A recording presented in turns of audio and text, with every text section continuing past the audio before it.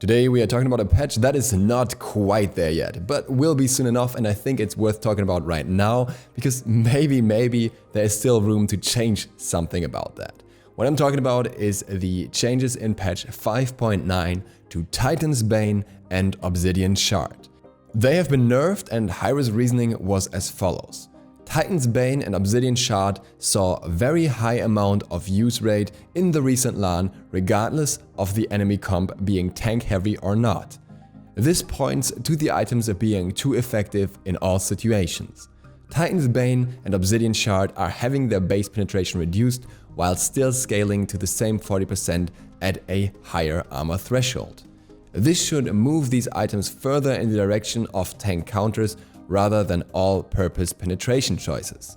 Titan's Bane decreased base penetration from 20% to 15%, increased protection threshold for max penetration 40% from 175 to 200 physical protections. So, simply put, until 40 physical protection, you now have 15% penetration instead of 20%, and above that, the penetration will scale up to 200 instead of 175, so the max penetration is reached later. Obsidian Shard gets the same treatment, decreased base penetration from 20% to 15%, and increased protection threshold for max penetration 45%. This is a typo in the patch notes, I checked that with Ajax, it's not 40%, it's 45%, from 175 to 200 magical protections. Same thing. We have a lot of numbers to look into here in this context, obviously, but we'll do that a little later. I want to talk about something else in that context first. And that is the recent LAN, because apparently these nerfs happened because the items were too popular at the recent LAN. And I felt that was kind of odd just hearing it, but I figured, I might just be wrong here. Let's actually check what was built at LAN. I checked Smite Pro builds who post all the builds that were built at LAN to see an overview for each match and how often Titan's Bane was built. And here are some of the results that I found out. Both Arkle and Vote built Executioner in the finals as their primary penetration choice in pretty much any game. They then, later on in the build, built Titan's Bane whenever they chose to build both. So the typical build was something like Devourer's Gauntlet or Transcendence, then Ninja Tabe, Executioner, Kin Size, and then Titan's Bane, when Executioner was built much earlier, and then finishing off with Odysseus' Bow or whatever. So that is something that doesn't really indicate that Titan's Bane is too strong, because otherwise it would be built before Executioner, right? So that part didn't really happen, and that was already kind of strange to me. So I checked the crit builds for hunters to see if there was any difference there. When one of the hunters built crit, they actually only built Executioner and no Titan's Bane. They would then have Devils, Boots, and triple crit. But Titan's Bane was nowhere to be even found, so not really indicating Titan's Bane's value either. There were a few instances of Baskin running Titan's Bane without Executioner. That was in middle lane, and that was on Uller, or in one case he built a Kaivel and then no Executioner and Titan's Bane later on Ram. The reason here is that in mid you have a very different power curve, and a god like Uller can be played a lot more ability based anyways. So in mid you're not looking for that protection shred as much because you have your other hunter for that, and you're looking for more trade against the opposing mid laner in the early stages where a Kaivel is just a lot better. But that's just a niche case. That was definitely not the majority of cases. And like I said, I only really found Baskin doing that, and they didn't win LAN with those builds either, just throwing that out there. So that alone definitely can't stand as an indication that Titan's Bane was overperforming. On Assassins, you would expect Titan's Bane, and that's simply because they don't really utilize Executioner too well, so they have to go for Titan's Bane in order to get the percentage penetration. So they really have no other choice when they're ability based, and that's what they're doing. And still, we had quite a few situations where Titan's Bane wasn't even built. I didn't go through all the matches, just like the last ones, the ones where I would say the more competitive games were played as well. And I found Ice Ice Baby not running Titan's Bane on Naja, Serket, and Mercury, Scream not running it on Nemesis and Raven, and often when it was built it was just a last item choice. So really I don't see where this dramatic overexposure of Titan's Bane during the LAN was coming from, especially not in the context of hunters where yes it was built, but only as a secondary penetration choice after Executioner, which would make you think that if anything Executioner would have to be nerfed, in that logic at least. Ironically, as a compensation in this patch some protection items were also nerfed, but that actually means that these penetration items will be even worse because they get better the more protections the enemies have. Meaning if they have lower protections, then these items will have less of an effect in the first place. Hi-Rez definitely achieves their goal of making other items more interesting that way, but I don't think that's how it should go. Back in the day, Flarewood already provided me with a formula for Obsidian Shard, so I updated that for the Nerf now, and I already did a comparison to Spear of the Magus back then. We'll do that again, but we also look at Titan's Bane. First for Obsidian Shard, we have the target's protections, then we have Obsidian Shard's percentage penetration, then we have that translated into flat penetration compared to the protection that the enemy has at that point, and then we have the resulting protection value out of that after the protection reduction or penetration through Obsidian Shard.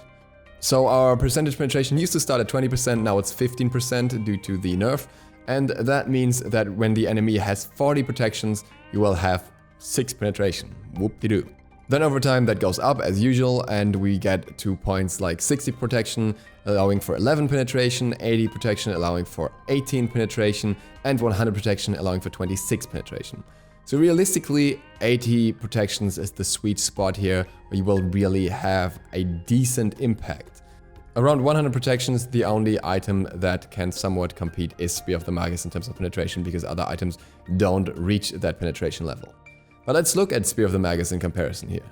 What you see here are the old highlights where previously Spear of the Magus became worse than Obsidian Shard with a different number of stacks, and the green highlight is what has changed. So at 0 stacks, Spear of the Magus goes pretty much even with Obsidian Shard, around 80 protections. That's just the flat penetration. Then at 120 protections, Spear of the Magus goes even roughly when it has 2 stacks, and Spear of the Magus gets outclassed by Obsidian Shard when it has its 5 stacks, when we're talking about 175 protections, which was previously 160. Now this doesn't seem like dramatic differences here, but let's visualize the whole thing a little more. Now for that, I have to thank Lord WizKid who put all this data into Desmos and provided me with the links for them, so I can play around with this. It may look a little bit confusing at first, don't worry, we'll get through this. So we have the normal protection value at the bottom on the x-axis here, and we have the protection after the reduction applied through different items on the y-axis. This gray bar here, the first one that you see, this one, that is your normal penetration. So if you have 0 penetration at all, then obviously at 100 protections, your target will still have 100 protections. At 200, they will still have 200, so this evens out. Then we can add penetration here, up to 50, your flat penetration value, and then if the enemy had 50 protections, they would still have 0 protections afterwards because you have 50 penetration. Then we have Spear of the Magus. That would be here, and in this case this is with 0 stacks, it has the 15 base penetration, so at 15 it's still 0, and then goes on. And last but not least, we have Obsidian Shard. So this is what the curve looks like when everything is set to 0 and we just have Obsidian Shard is normal performance. At that point, Obsidian Shard and Spear of the Magus go even at a point of 71 magical protection. But what happens if we change some stats? Let's first do a simple thing and see how things work when we just add flat penetration. In that case, if we just go for 50 flat penetration, which is unlikely in most mage builds, then we would end up at an even point at 144 protections. In both cases, the protection would be reduced to 94. So flat pen would take you quite a way up if you were to go just for that, but that's, like I said, rather unlikely, so we put that back to 0. But what if we went with some Spear of the Magus stacks? If we just add 1 stack here, move it a little bit down, then Spear of the Magus is already as good as Obsidian Shard till 97 protections. And that's quite a fair bit down. 1 stack is any ability, applying that immediately, so that shouldn't be hard for most mages. Then, if we go further down the line, with 2 stacks, we are at 118 for the even point.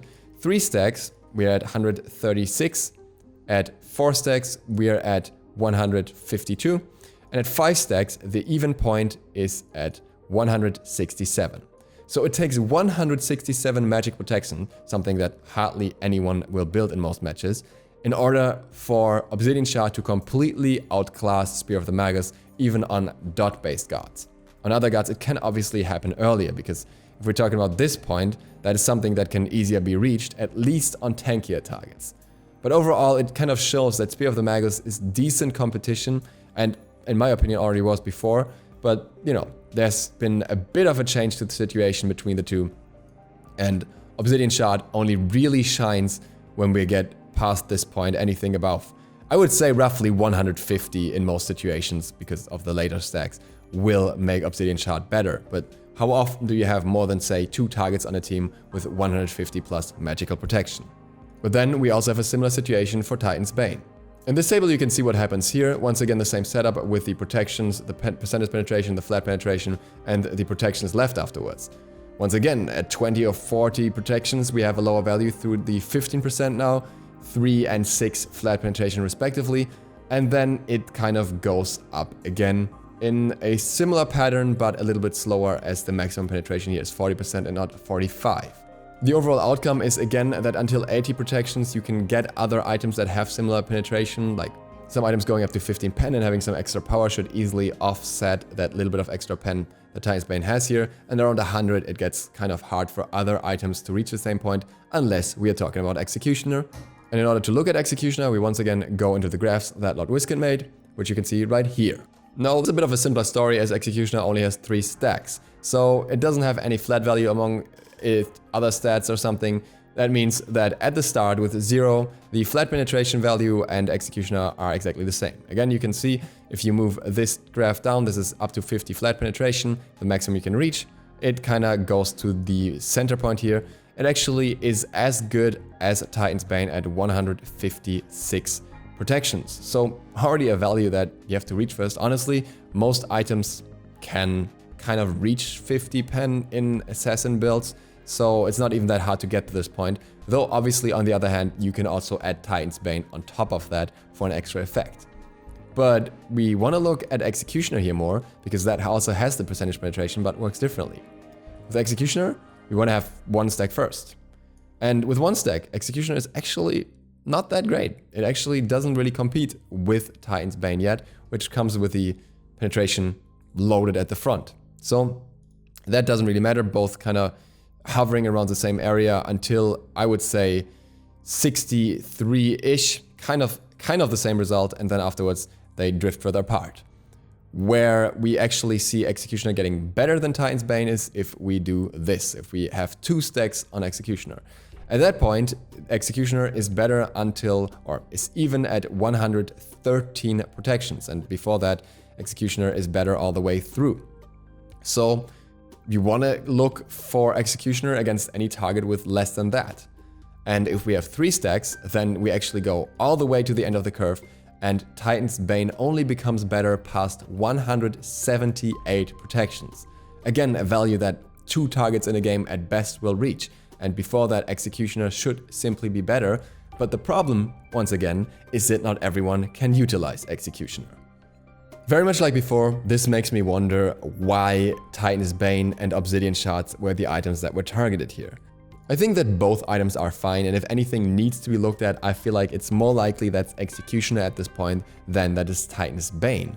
But again, I feel like there's also an issue between having assassins, ability-based characters, melees, use this item, and ranged characters. And ranged character will have an easier time applying Executioner, and they will make more use of it with their basic attacks, whereas other characters simply depend on Titan's Bane if they want to do anything at all to tanks. And I don't think that's really fair. I can see how that could be problematic with ability-based hunters, but I feel like there needs to be some bridge option in between. And maybe that means putting a penetration item in the katana tree that has a level of percentage penetration to offset the downside that is created for classes that don't really have anything to do with it, because otherwise this is another case of hunters ruining it for everyone. I hope this gave you a good overview of the changes, and with that, thank you guys very much for watching. Again, thanks to Lord Whisket for helping me out with this. If you're new to the channel, feel free to click the sub button and hit the bell, it really helps me out. Other than that, see you for the next one tomorrow. DukeSloth, out.